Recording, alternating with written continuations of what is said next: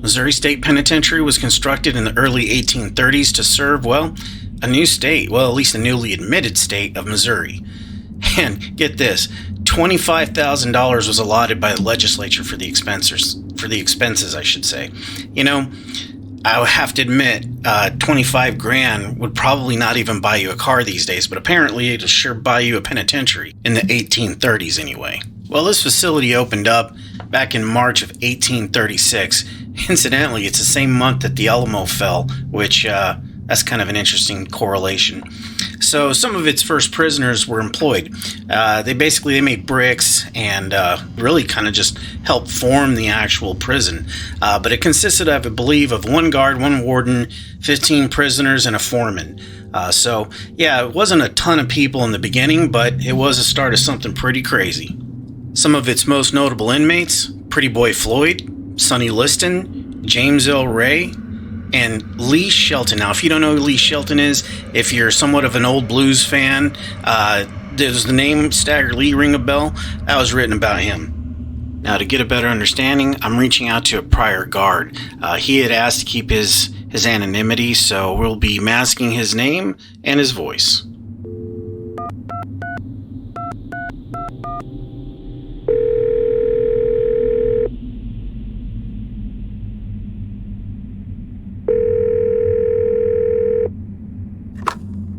Hello? Yes, hi, this is Logan with Generation X Paranormal, and I know that we agreed to have a conversation with your anonymity kept, but could you tell us a little bit about the conditions of the prison while you were there as a guard?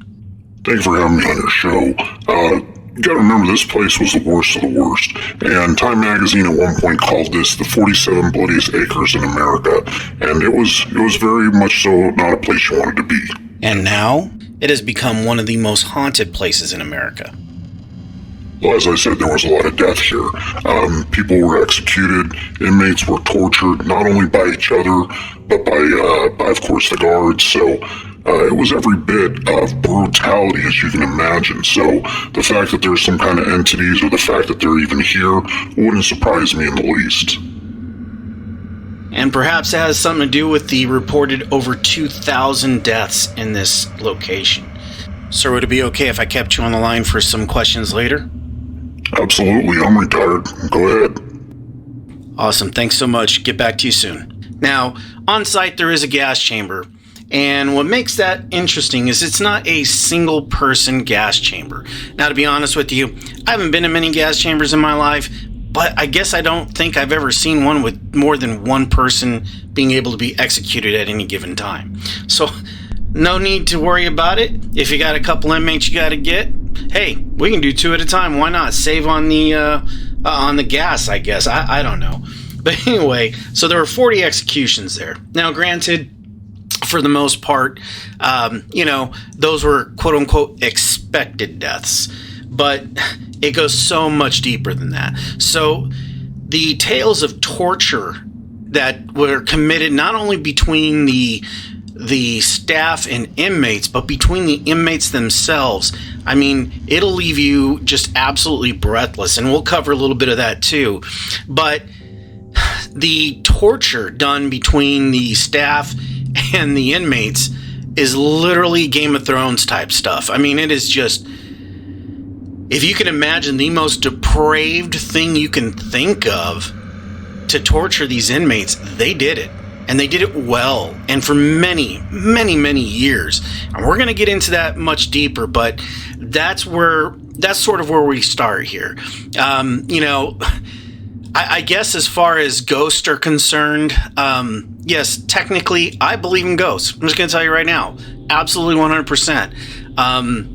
I think that people can be haunted, but I also think places can be haunted. And I seriously think this place is haunted. Now, I've had the distinct honor of being there as a tour guest twice, both on Halloween, because, I figured that something's going to happen. Why not it happen on Hallows Eve, right? Well, I can tell you that it absolutely did not disappoint. So I think I'm going to go ahead and start with kind of what this looks like when you get there. So driving up to the facility is just this like 2-lane road, and you park along the side if there's available parking. If not, there's some parking a little bit further down the road. But when you pass by this thing, you cannot mistake it for anything else in that city. It is about as medieval looking as it gets. Right from the word jump, when you see that thing, it is gray stone, and it is brutal looking from the outside. Just looking at it from the outside looks like it is a place of death and horror. It really does kind of harken back to thoughts of like medieval times where there was torture. I mean, honestly, it has this total Game of Thrones vibe in the worst way. So anyway, you park, you kind of walk up to this location, and the front door is still the same front door, obviously, they've had since 160 years ago. And when you walk in, there are bars on the entrance, which, I mean, you'd come to expect that. And as you walk in to the left, it kind of looks like this really awful DJ booth that's completely enclosed in glass, and which is obviously where a member of staff would be to greet people that come in. And so anyway, there is also a small little window that you go to get your tickets, to do your tour, and they kind of tell you in this waiting room, hey, hang out here, and once we're ready to start, we'll come and get you. And while you're seated there, you kind of realize that there have been no updates to this building since it closed, at least. There's really no amenities. If you have to use the restroom, you literally have to walk into the interior portion of the jail, the yard, so to speak, and there's porta potties there. I mean, it is not for the faint of heart. Honestly, it's great. It's fun. It helps you get really in the mood for it. But yeah, there's not much in the way of creature comforts. Really, water, I think, is about all you're allowed to have with you. And they do have a shop, which, I mean, it's in one of the rooms there, and they sell, the typical gotchas and stuff and the tchotchkes that you would expect. But these guys need to make a living, and I get that. So, kind of as you're waiting there, you get to see a lot of people start to come in, and you get to see who's going to go on the tour with you. And going on this tour, there was all kinds of walks of life, different age groups, people speaking different languages. So it definitely is an infamous spot. And then typically what happens, at least the first and the second time, I don't know if it's all the time, you're greeted by your tour guide. Now, I can tell you these tour guides have just these amazing stories, but I don't want to get too ahead of myself. But as soon as you walk in, you have that kind of greeting area. And when they start the tour, they kind of break down the history and what's happened in the building and sort of, the different entities and where they're seen and just those sort of things. But I mean, they literally tell you from the word jump, there was an entity in that building, and they recall a gentleman walking from one side to the other, looking like somebody circa of, I believe, the 50s or 60s. And I believe, if my memory serves correct, that was a doctor, the doctor on site. And I believe one of the tour guides, and it wasn't the ones that I've personally met, but one of the tour guides was an ex, I guess, Department of Corrections person. I don't know how to properly say that. I mean, I guess you can just say a member of staff. Try to flag him down because he knew him by name and he wouldn't respond. So, yeah, it's kind of right from the word jump. So we're going to kind of get started. I'm going to tell you a little bit about the different entities and my personal, experiences with it. So kind of starting off in building number 1. So building number 1 housed the females. And at any given point, it wasn't a huge population of women. I think at most 60 in total, but they were very confined. It was a very small area. It was a dormitory, but it was not something you would want to see. It was dark. And to kind of help us out, I'm gonna turn to our mystery guest, sir. Can you comment a little bit about building number 1? Of course, as you said, this was a female facility. It was what they referred to as a dormitory. And at any given point, there was no more than 60 women housed at this facility at any given time. But they did not necessarily have the greatest conditions either. There were some very notable women here, but for the most part, they were well segregated from men with a 20-foot stone fence, or I should say stone wall. And they even had their own solitary confinement, which there was no picnic either. Thanks, sir. Appreciate that. Some years ago, Apple released the ability to take a picture, and it would do a series of, well, really, it was a video. And in that video, in those frames, it would take the best frame and present that to you as a picture. So if you were to take a picture, you could theoretically hold down or force hold that photograph, and it would give you the video that it used to utilize to get that frame. So, we'd taken a lot of pictures in there, and some were just kind of neat. It was so dark. But my wife and I, we went into this one cell, and it was just it's a very eerie cell. It was just, you felt so much weight there. It's just really hard to describe, obviously, because I can't do such a good job of it right now. But the weight was just almost unbearable. It was crushing.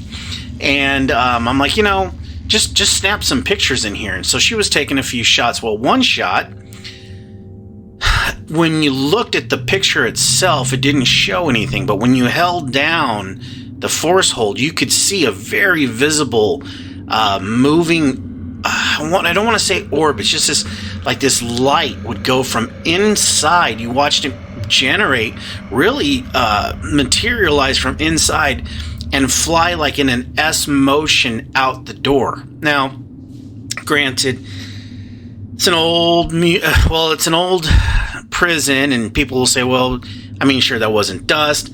No, yes, of course, it was a very dusty place. Granted, I'll give you that. But there was no light. You know what I mean? We weren't shedding any light on it. So why would we get light back? There was no flash used. It was all with the dark imagery. Okay, maybe some ambient light, but not enough for it to illuminate the way it did. And this was October, late October, almost November. So bugs really weren't an issue. It was freezing in there. So, I don't know. For me, I will always say that was at least an entity moving in and out of that cell. And later on, many years later, I should say, in fact, last year, we went back, and that very same cell, we all went in there and tried to generate the same activity, and we didn't get it, but we heard so many weird things in that cell, and that weight was still there. So, I don't know.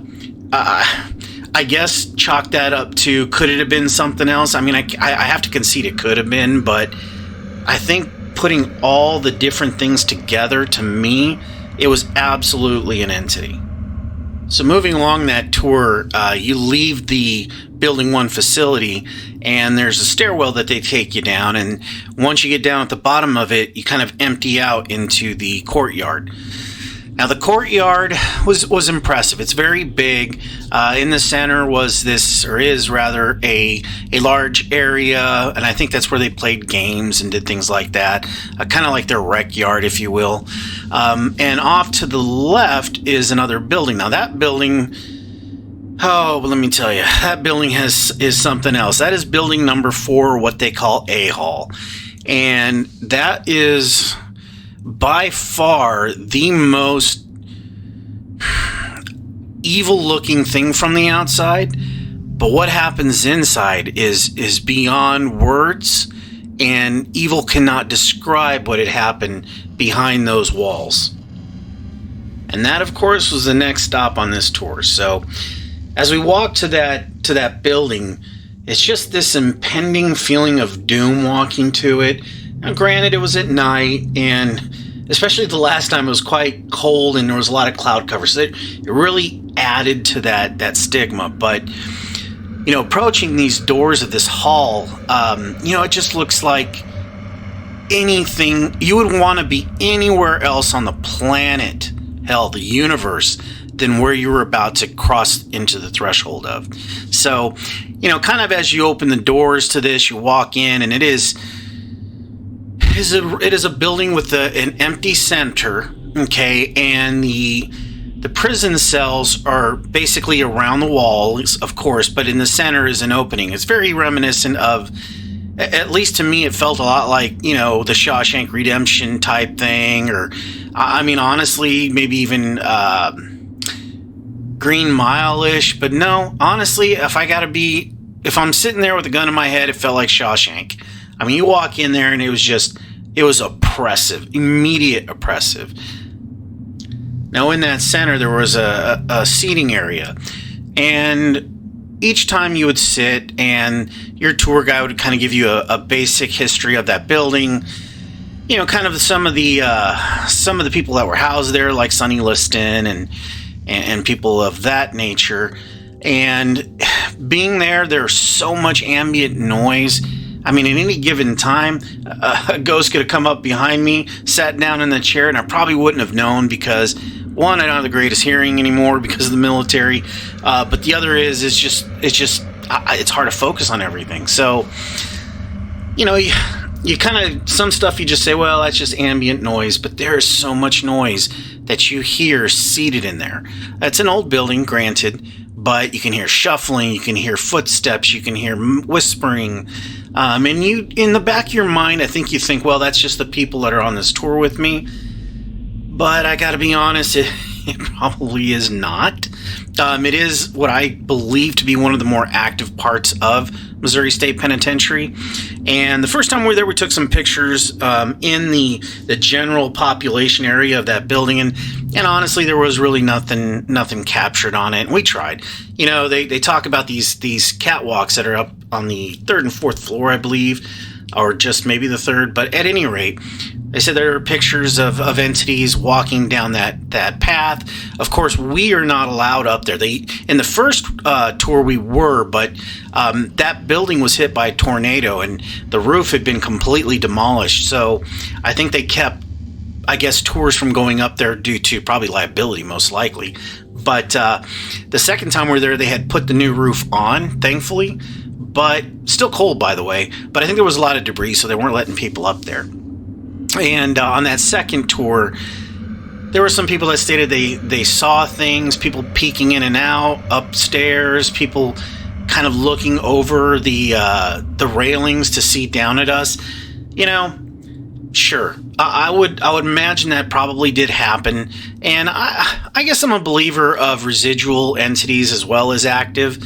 But, you know, I also think that your mind can do something what you call matrixing. So you will see something that may not be at all paranormal, but because as humans and as how our brains work, we have to categorize it as something. It can't just be unknown.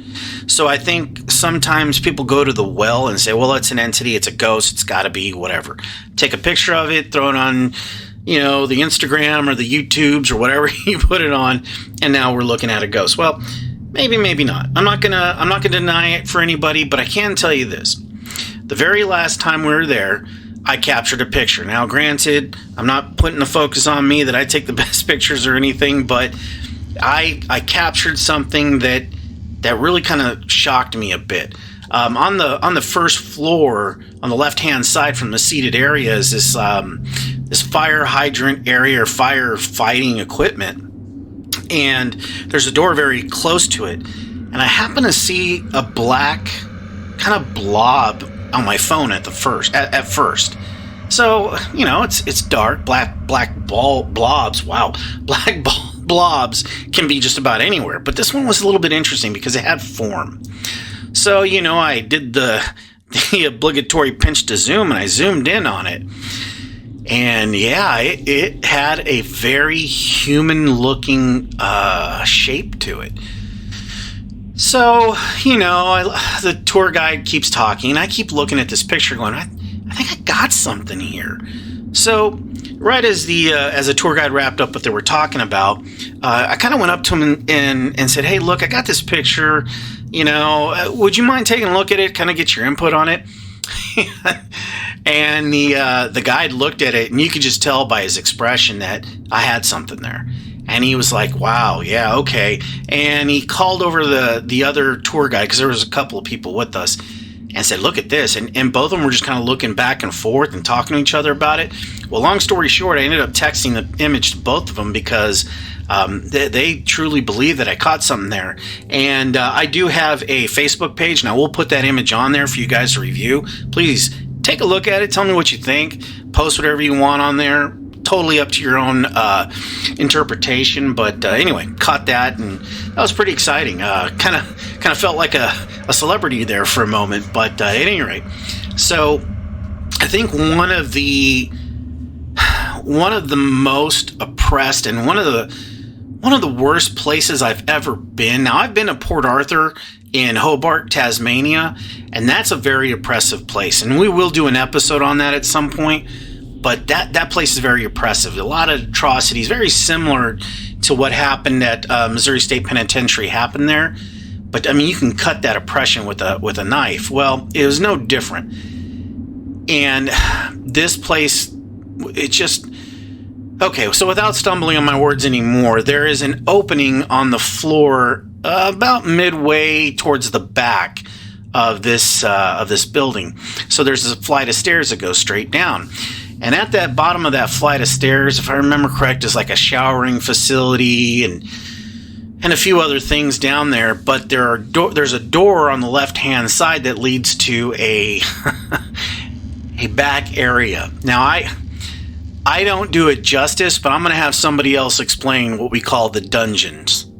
Sir, I can think of no other to explain the dungeons other than yourself, so please take it away. So the dungeons are pretty evil. It's certainly not a place that I'm comfortable with.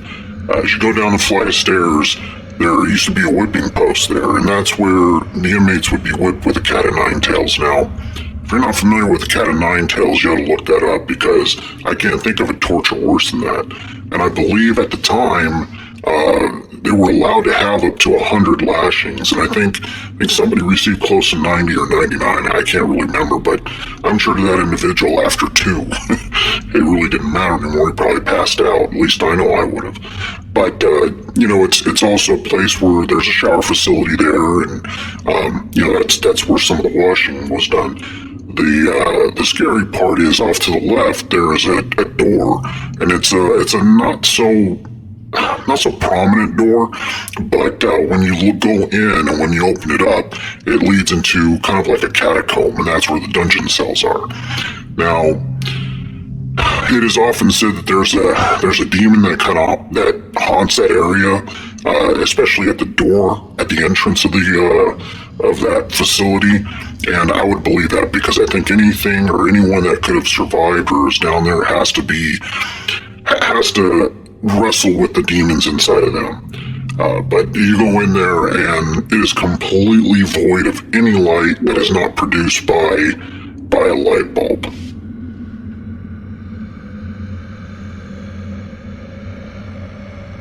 Now, the dungeon cells, they reserve that for the worst of the worst. There was an inmate that was housed in there for starting a fire, and his name was Fireboat Johnson. And he caught the attention of the warden with his antics, so pretty much having enough of him, they went ahead and threw him in one of the dungeon cells. Now, he did survive, and he was released. And once he was released, he wrote a book called Buried Alive for 18 Years in the Missouri Penitentiary. And that kind of gives you an idea of what the conditions were like. So if you ever want a read that'll make your hair fall out, that'd be one of them. But it was pretty awful for him. Now, it's reported that he spent 17 years in one of the cells. Now, I'm not sure that's true or not. It's also reported that he went blind, and that I do believe, because if you lose that much sight for a very long time, your ocular socket really has no work, so your ocular nerve doesn't know what to do with information and lack thereof, and basically shuts down. So, I don't know how a man can't go mad during that time frame. Wow, that's pretty horrific conditions indeed. So on the tour, when we went down there, they had us line up against the wall, and to tell you that the weight down there isn't palpable, it's just, again, it's one of those things that I think you definitely need to be there. So anyway, they have us put our back up against the wall, and the first time we went, my uncle-in-law Jim, we went down there, and I had my back up against the wall on one side, and he had his back up against the wall on the other side. So, but we were right in front of each other. And one of the things that the tour guide does is, for effect, has you all stand there and says, hey, look, we're going to shut the lights off to give you an idea of what these inmates experienced. And, when you think about it, you're like, okay, well, I've been in a dark room, so, I've got some basic understanding of that. And, even myself, I've been out to sea where there's literally no light in front of you, but there's some. I mean, even when it's a moonless night, you still get some ambient light. But anyway, so again, he's across from me, and they said, okay, 1, 2, 3. They go through the whole, factor, and they shut the lights off. And when I say it's dark, it is a kind of dark that you just, I guess you can't fathom until you see it or until you experience it. I remember when I was a kid, I used to watch a lot of Looney Tunes, and I remember Daffy Duck. There was this clip, and I wish I could tell you where, when, and how, but there was a clip of this blob of black that just like encapsulated him, and he was trying to get out, and that's kind of what it felt like.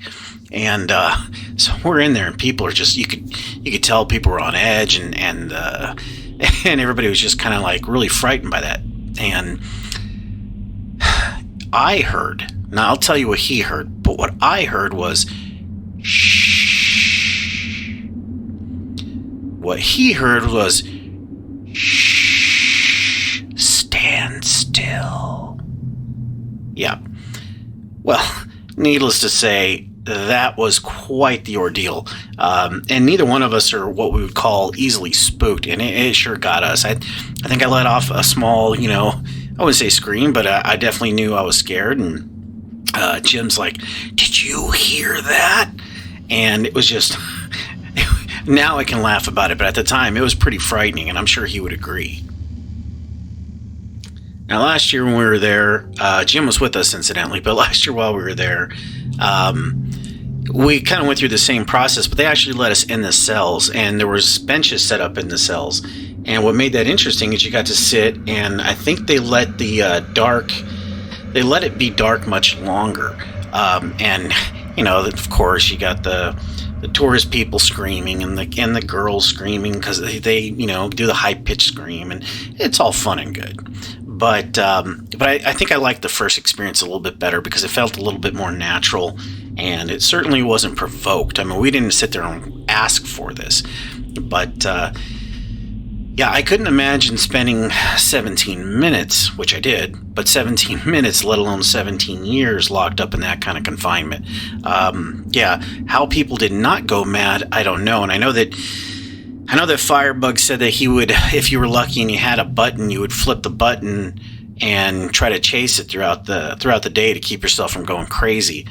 Wow. I mean, that's a whole new level of punishment for me. But the tour guides did say that there was I think a medium that had gone down there and said that there was most certainly a demonic possession at the door of the entrance to that dungeon, and that wouldn't surprise me in the least. And how there would not be any spiritual attachments down there, I couldn't imagine there wouldn't be. If there was ever a place that would have some sort of residual, or even as we experienced, even an interacting entity, I mean, that's the place. I mean, just all the atrocities that happen in there. Now, moving on to the next building in the tour, we were led to a building that housed death row. So, yeah, the hits just keep on coming. But so we go in this building, and there's several floors where inmates were housed. But this, of course, I believe on the very bottom level was death row. And you're there at night, so it's all very spooky and all fun and well on a Hallows Eve, if you will. But just to know you're there is just to know that the people that were in those cells were being sentenced to die. And I would imagine that's no different than today if you were to go into a death row portion of any kind of prison. Honestly, it would be very difficult to be there knowing that these people were sentenced to die for their crimes. So what the tour guide does is kind of puts us all back against the wall, away facing the prison cells, but on the furthest wall away from it. And you get kind of an idea that it was very confined and very, once you were there, I mean, you knew, of course, your time was limited, but there was no real windows that you could see out of. I mean, there were windows there, but you couldn't see out of them. And I'm sure it was very difficult, not only knowing that you're about to meet your fate, but your last few days are probably just spent in absolute agony. And this is where most of the people would have their last meal. And as far as the way the entities worked here, now the first time we were there, I didn't really experience anything. Now the second time we were there, I think what they had mentioned was there had been a report of a demon-like creature that would crawl on the ground. Now, I didn't experience that, but they did talk about down the hall there was an entity where he was a big man, and I can't remember the name that they used, and I would urge you to look it up because it's interesting. But it's reported that he would play with lights down there. Now, I did notice that. I did notice that there was a blocking of light and of ambient light, so there was something definitely there. Did it really spook me? No. It was interesting. But again, it was just a very rough place to be, and you just felt that weight and that oppression. Now, I mentioned earlier, and I'm telling you now, there was a death row. So with a death row, typically you have an execution place. And yes, folks, there is absolutely a building where they carried out executions. And how they carried these executions out was through gas. Now, I can think of a million different ways that I wouldn't want to die. Let's put it this way, I don't want to die in the first place, but we all got to do it. However, I would not want to die that way for sure. Just the idea of gas making you do the things. Anyway, long story short, would not want to do that. If you ever want to look up what it's like to die from lethal gas, explore that at your own will. But so it's a pretty good walk from death row, and I'm sure that was done for a reason. I mean, the condemned would walk this very long walk to this building, and if you looked at this building from the outside, it wouldn't look like much. It was kind of like this, kind of looks like a storage unit maybe, but with this incredibly long pipe sticking out the top of it. And there's an interesting story about that pipe that I'll get to here in a second. But so what the condemned would do is they would be led, down to the building. And when you walk in, on one side, there's a door that allows you into the kind of the area where the inmate would be led to. And I think they spent their final night there because there is a cell there. And maybe that's where they actually had their final meal. And it might be. And, that's where they would go, and the warden would give them, all the information. And I'm sure at some point the chaplain would be there to help them along, give them, administer their last rites if that's their faith or whatever their faith was. On the other side is a door for the gallery where people can go and watch this, the event take place. And that's something that's not uncommon today. What did I feel there? I felt sorrow there. I didn't really feel the ick factor. I can tell you that you're allowed to sit in the seats, and I've got pictures that I'll share on the Facebooks and stuff like that, and maybe on the webpage that you're welcome to look at. But yeah, I don't know. I sat in it once. Don't know that I'd ever do it again. The second time I did not.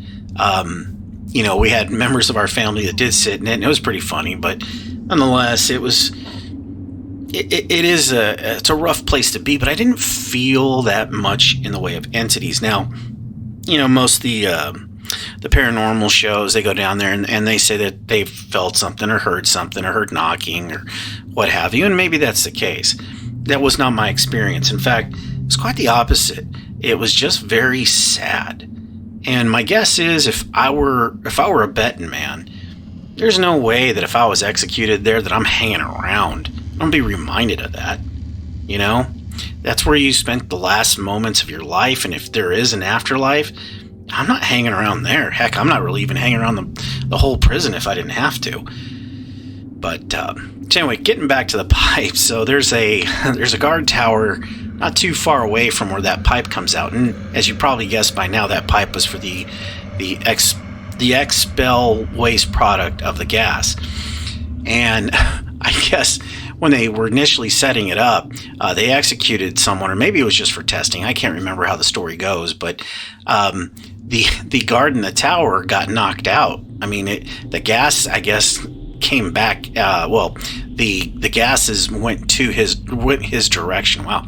the gases went his direction and caused him to have a physical manifestation and almost killed the guy.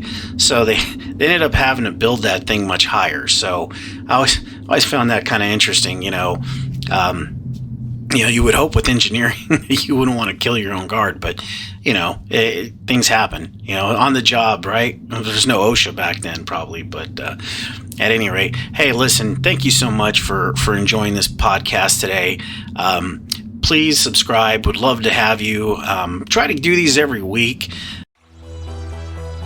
For full-length audio, you can listen to us wherever you get your podcast.